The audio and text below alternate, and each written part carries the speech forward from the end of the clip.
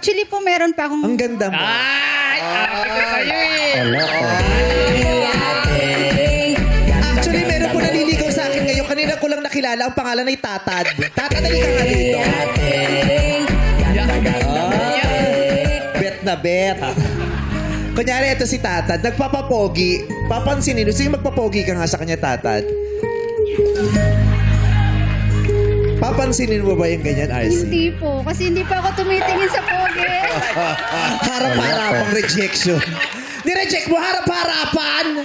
May explanation eh. May explanation naman siya. Pasakali eh. Ano yung explanation mo ba? Hindi naman po kasi ako tumitingin sa itsura. Gusto ko po yung tanggap po ako at tanggap po yung... Tanggap ka niya. Tanggap niya eh. Oo, tanggap na tanggap. Pati mga anak mo, tanggap niya. Oo. Pati mga gagawin niyo pang anak, tanggap niya agad. Hindi rin po. Ha? Hindi po kasi kamukha siya ng ex ko.